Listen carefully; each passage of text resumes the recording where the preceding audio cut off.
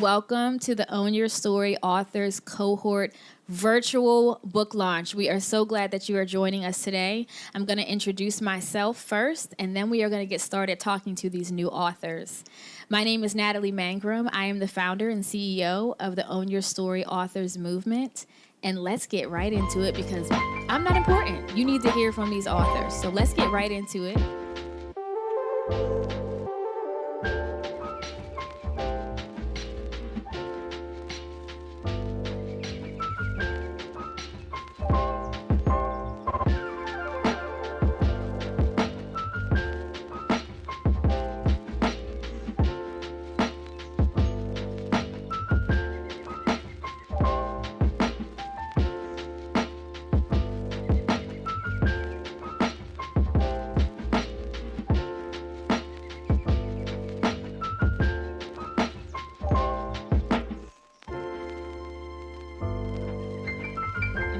Each of you spend some time talking a little bit about your book. You look lovely. You look beautiful. Your makeup is very lit.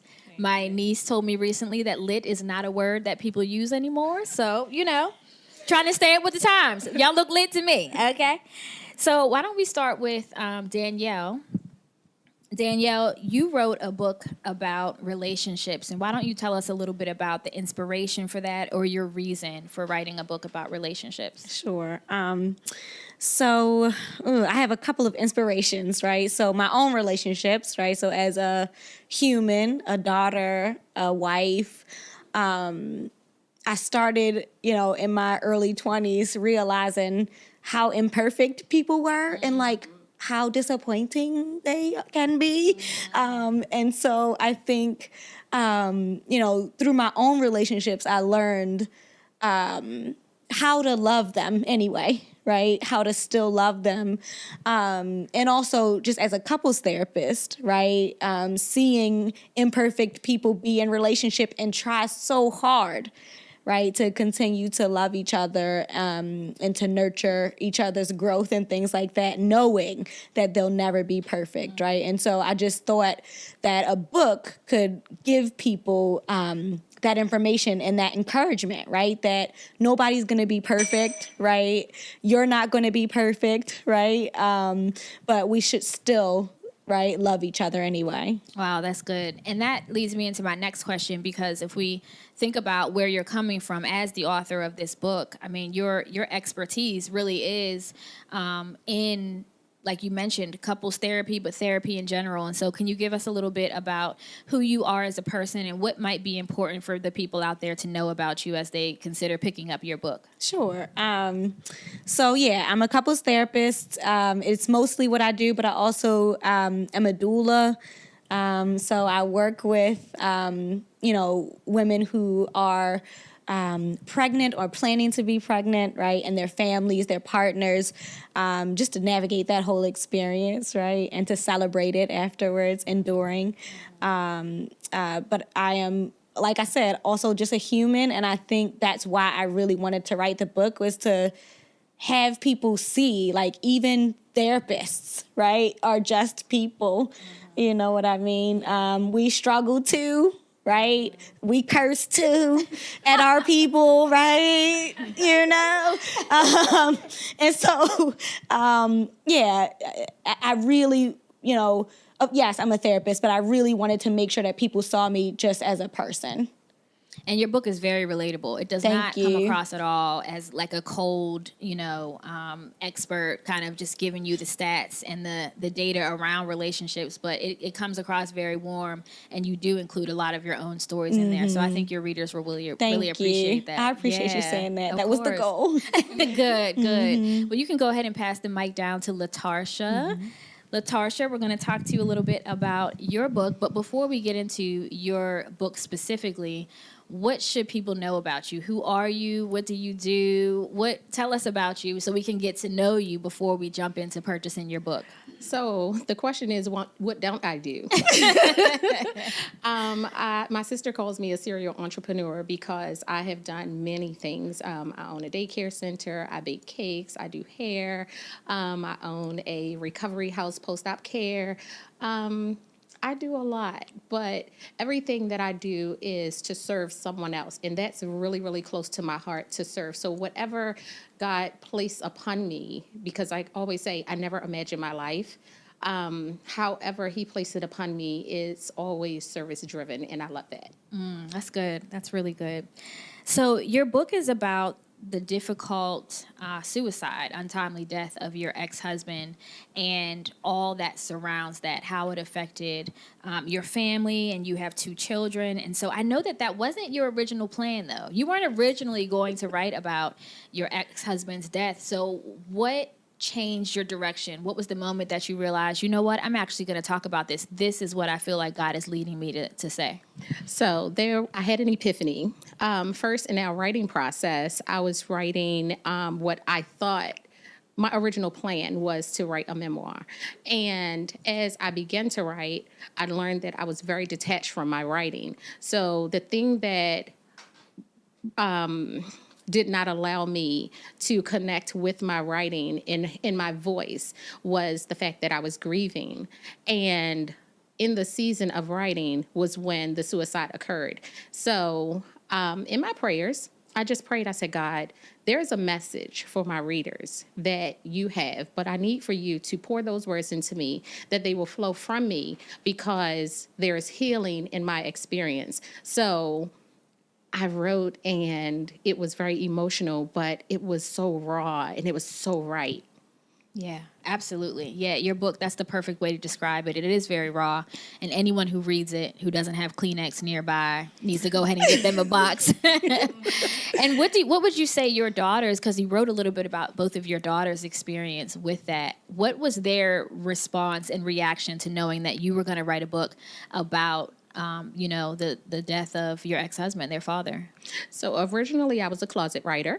So no one knew anything about the book at all. However, because one of my daughters struggled so deeply with anxiety and depression, I asked her permission. And that's how I introduced it to her. I asked her permission, and I also informed her of how important her journey and her experience was for other people, that she had a message that she could deliver, and how impactful it was to her dad committing suicide and the book. And when she gave me the permission, it was like the green light. It was go from there. Yeah, that's good.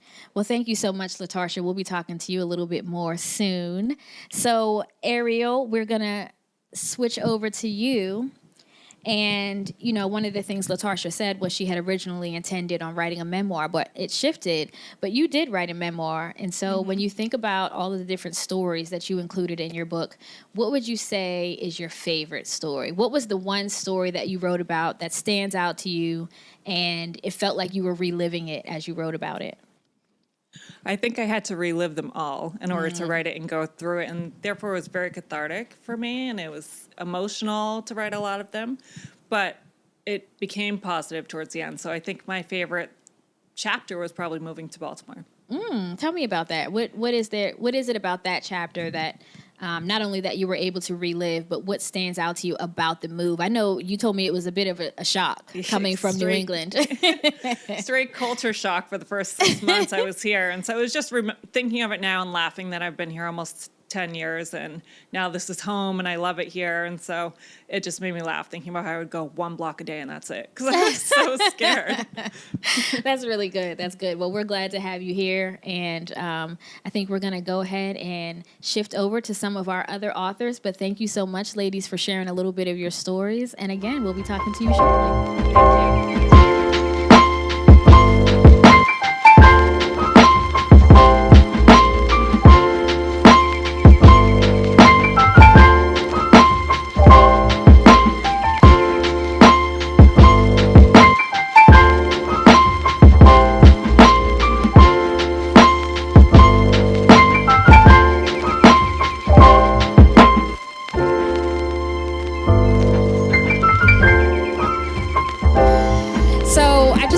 A little bit about Own Your Story Authors Movement. As I told you, I'm Natalie Mangrum. I am the founder and CEO of the Authors Movement. And what we do, and by we, I mean myself and these wonderful authors you're going to hear from who are going to be coaches for our next cohort, is that we take women or men who want to become published authors from beginning to end, step by step, into how this process looks, and we handhold all the way up until publishing, because it's an overwhelming process to write a book, and so we want to be very supportive in doing that. So right now I have Tessara and Rachel with me, and we're going to talk to you a little bit about your books. We want people to get to know you. So Tessara, I'm going to start with you. What do you want your readers to know about you? What's important for people to know about you, who you are, what you do? What should we know? Well, I've been working in healthcare for the last 14 years or so, in various environments, either in primary care or in urgent care, but I have been a pastor's kid in my entire life. So that is a point of view that I am well experienced at because I lived it. Yeah. And so that is the perspective that I share with people, and that is kind of a baseline from where I come from. I have always wanted to know what it's like to be a pastor's kid. You know, you often wonder, those of us who attend church, what is it like for those kids? And so that's really going to lead me to my next question, which is, I know you can't speak for all of them, but for those who might be watching who attend church and, you know, they have pastors and the pastors have kids, no matter what the age, what should we know about a pastor's kid so that we can think more thoughtfully about how we approach whatever that might be? What's important for us to know about a pastor's child? Well, it's important to remember that they're people too, and they're kind of along for the ride. And that's kind of the part of the story that I give to people, is that you have to remember that the pastor, whether it's your female pastor or male pastor, and their spouse kind of chose that path. The path chose them, and they chose to be obedient to that path. The children kind of don't get that choice. The choice is made for them, and so they're kind of just tagging along. And so they need an extra ounce of grace, just like your pastor and their spouse, to understand that they may be the leadership of your church, but they're also still human. That's really good. That's really helpful. And we're going to talk a little bit more about your book and get the title and all of that when we all come together. But we're going to go ahead and switch it over to Rachel here. And Rachel, I know that the main idea behind your book was your struggle with depression. And so what message would you say is primary? What message in your book do you want people to take away? What encouragement can you offer to them? What do you want them to close your book at the end of it when they're finished and walk away feeling or thinking? Oh, wow. I would say there's hope. Definitely there's hope. There's deliverance. You can overcome. That is the message that I would like to convey, because I realize so many people struggle with that. And as Christians, you know, I think a lot of times people will look at Christians or people who are religious and think, you know, why are you going through this? Or even ourselves, we're like, okay, I believe in God, I have a relationship. Why am I going through this? And I was hoping that this will help a lot of people with faith realize that, yes, we do go through things and we do struggle, but in our relationship with the Lord, there's definitely hope, and we can come out of it. Wow, that's good. And was depression something that you struggled with during a particular season of your life, or is that something that has been woven throughout the course even now that you struggle with? It was a season, so that was very hard too, because I know some people start when they're teenagers, some people have, you know, longer seasons, or it runs in the family, and this was like brand new. So that was very hard. for me, and I think for our family. It was like the first time that we had seen it, like with me, like, great, I'm the, the black sheep or the whatever, hamster to go through that. And also, other friends and family, there had been like one person. So I thought that it would be very helpful to share. And for the longest time, I didn't want to. I think that's too, when we go through things, like certain things we're willing to share. And other things in our life where it feels like it was a lot of pain or there was shame, we don't want to open up about it.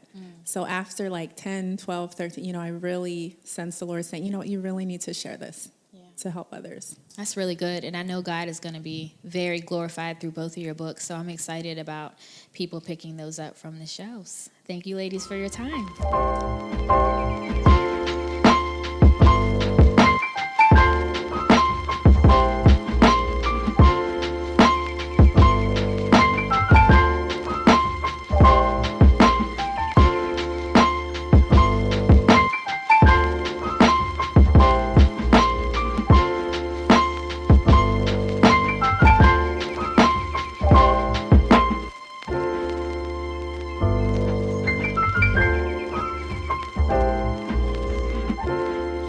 Story Authors Movement is for people who have a story to tell. And so we're going to talk to some of the women who knew they had a story to tell and get into their minds a little bit. So we're going to start with Noelle, who is right next to me. You look beautiful. Your makeup looks fabulous. I know that the title of your book is called The Art of Being Broken. Why would you say that being broken is an art? How did you come up with that title? It's such a good title, and it is an art. I just want to hear from you as the author. Yes. Basically, when I was trying to think of a title for my book, it was how to make sounding, something that could be horrible, like being broken, kind of good. Because I know in my life, all of my painful stories have really led me to the best things that have ever come. So, helping people to understand that your pain is for a purpose and to be comfortable with your struggles because it's only temporary. And, the way that my faith is, I believe that God is definitely going to use all those things for your good. So that's good. Yeah, that's so good. What do we need to know about you? Tell us who you are. If you could explain who you are in a sentence, which is, I know, difficult because you're so many things, what would you say? Who are you? I put myself in the creative category. I'm an artist. I'm a photographer. I'm a graphic designer. I'm a mom. I'm in ministry at my church. So I do all of these different things, but I always try to, put a label on myself, and that really doesn't work because I labels don't work. Yeah. Yeah. So, and I think that's something that I'm learning as I go, and I think everybody should, and that's something that I talk about actually in the book too. Nice. So, Nice. It's a wonderful book. I'm excited for Thank other you. people to grab it. So we're going to go right over to Erica, who is next to you. Thank you, love. It's okay. Woo, Erica, your book. Wow, emotional. Doesn't even begin to describe what I'm sure that process looked like for you. What was the emotional process for you as you had to really relive the death of your father who took his own life? It was extensive. It's something that I've been doing for a long time. So when jotting down the experience. So when this opportunity presented itself, I had already had some things written down, but then having to go through it again, it's hard. My life is different now than it was when I started writing it. So the availability of free time and quiet and peace isn't there like it used to be. So trying to carve out time for myself to be able to be in the right headspace and focus to be able to do that wasn't quite the same as it was, maybe 7 years ago, 5 years ago when I kind of started jotting some things down. But, you just kind of get through it. You just kind of pray. Yeah. As you were writing, did you have moments that were too difficult for you to finish in that time? Were you like, I'm going to have to come back to this? Were there times like that for you? Several. Yeah. Several. Yeah. Absolutely. Especially, I can imagine, because you talk in your book about what it was like. You were the one who found your dad, and that's... So I didn't find him per se, but I did go to where he was discovered. Right. You had to confirm Yes. that it was him. Yes. Yeah. Yeah. That's So hard. That was very hard. That's difficult. Yeah. What should we know about you besides being Mom of the Year, which we all know? So that's what I was going to lead with. As Noah was talking, I was like, what am I going to say? I was being a mom, like that's, that's my thing. That's my, my brand. That's what I'm all consumed. Yeah. I have 4 kids, and I'm very consumed with all of them. I love my husband too, and he's great, and I do love being his wife. So I'll highlight that too. But just being a mom to these, to these kids that I asked for, I wanted, and so I believe that they deserve all the attention that I can, that I can give them. That's good. That's good. Well, thank you so much, Erica. Thank you. Kara Elizabeth. Yes. It is great to have you. You look wonderful. Thank you. Beautiful earrings. Thank you. So a woman or man walks into Barnes & Noble, they see your book on the shelf, which is so beautiful, so they're already going to be captured by just the cover. What do you want that person, what message do you want your book to speak to someone who's looking to take it off the shelf? And what are you wanting people to get out of your book once they finish reading it? What's your primary message? What do you want people to take away from your book? The primary message is healing, wholeness, and peace. I think that we all go through an immense amount of suffering and trauma throughout our human experience, but there is a spiritual practice that's available to us. And so I think that it is an instructed journey, really, through my own stories and my own struggles with shadow. And it guides the reader to the light, really, through my own experience. And you have such a wonderful spirit. I mean, I remember when we would meet in our cohort, we were just like, where's Kara? We need Kara in here because Kara's really going to bring that positive energy and that positive light. What was the moment or season of your life where you really sort of transitioned into wanting to raise your vibration and really have positive energy and align, like you call it, with just your purpose? I was 35. I love how you remember exactly. I remember exactly because I was running on this hamster wheel of life that we all run on, and kind of consumed with this American cultural idea that you consume yourself to happiness. And so I was always trying to work harder and buy bigger and continue to move up to the next level. And I was so tired, right? So I got to this place in my life where I'm looking around and I realized that I'm on this wheel that I didn't necessarily sign up for. But here I am and I'm not happy. What am I doing, right? So am I living someone else's dream? Am I living the dream that somebody has handed to me? Or am I actually creating a life that I'm happy with, that's so profoundly beautiful, right? And so it was literally sell everything I have and move to an island. That's what I did. Kind of searching for this peace that I thought I would find, that I had to go out and find. The irony was that the peace is inside of us, right? And so it became a stop and look inward, and to find my peace there so that no matter where I'm sitting, anywhere in the globe, right, that my peace is with me. It's not something I have to go and find elsewhere. So I wanted to create a life that just felt like peace. It felt like light and love and grace. And I think once you learn to offer those things to yourself, it's much easier to offer those things out into the world, to other people, to your children, to the people that you love. Wow. Yeah. These are the kinds of books you all are putting out. They're not ready. They're not ready. Thank you for being here. Hey, ladies. Hey. It's good to see y'all. Y'all looking good. So I am going to go around and have each of you share the title of your book and a small one-sentence encapsulation of what your book is about. Does that sound good? Let's start with you, Ariel. My book is called The Rise of the Lily. It's a memoir, basic memoir based on my life growing up. I've been through a lot, and I've found joy in my journey. That's awesome. Thank you. The title of my book is Ascension, and this will guide you with healing your wounds, finding your peace, and tuning yourself to the frequency of the divine matrix.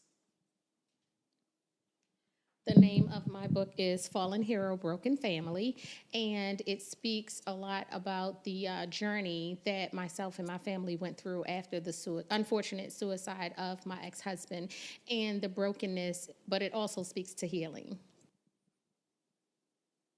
The name of my book is Beauty Ascending, the journey of a pastor's daughter from broken to blossoming.